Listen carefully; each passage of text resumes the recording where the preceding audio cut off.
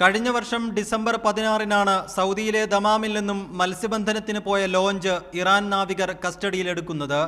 ജല അതിർത്തി ലംഘിച്ച കുറ്റത്തിന് ബോട്ടിലുണ്ടായിരുന്ന 3 മലയാളികൾ ഉൾപ്പെടെ 19 ഇന്ത്യക്കാർക്ക് 6 മാസം തടവും 22,000 റിയാൽ പിഴയുമായിരുന്നു ശിക്ഷ. 6 മാസത്തെ തടവ് ശിക്ഷ കഴിഞ്ഞ ആഴ്ചയോടെ പൂർത്തിയായെങ്കിലും ഏകദേശം 3.5 ലക്ഷത്തോളം രൂപ വരുന്ന പിഴ സംഖ്യ അടയ്ക്കാൻ ആരും മുന്നോട്ട് വരാഞ്ഞതോടെ ഇവരെ വീണ്ടും 6 മാസത്തേക്ക് കൂടി റിമാൻഡ് ചെയ്യുകയായിരുന്നു. മലപ്പുറം താനൂർ പുതിയ കടപ്പുറം കാസിം, ഒസാൻ കടപ്പുറത്തെ കുട്ട്യാമൂന്റെ പുരക്കൽ കോയ, പരപ്പനങ്ങാടി സുൽത്താൻ ബീച്ചിൽ അബ്ദുള്ള കോയ എന്നിവരാണ് പിടിയിലായ 3 മലയാളികൾ.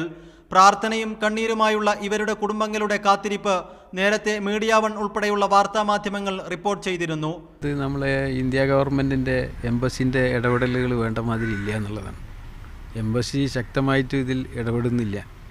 എംബസിയിലെ ഉദ്യോഗസ്ഥന്മാർ ഇന്ന് വരെ ഇവരുമായി ബന്ധപ്പെട്ടില്ല എന്നാണ് നമുക്ക് കിട്ടുന്ന വിവരം. മലയാളികളുടെ മാത്രം പിഴ സംഖ്യ അടയ്ക്കാൻ തയ്യാറായി സൗദിയിലെ പല സംഘടനകളും രംഗത്ത് വന്നിട്ടുണ്ട്. എന്നാൽ മുഴുവൻ പേരെയുമല്ലാതെ ചിലരെ മാത്രം മോചിപ്പിക്കാൻ സാധിക്കില്ലെന്നാണ് ഇറാൻ നാവികസേനയുടെ നിലപാട്.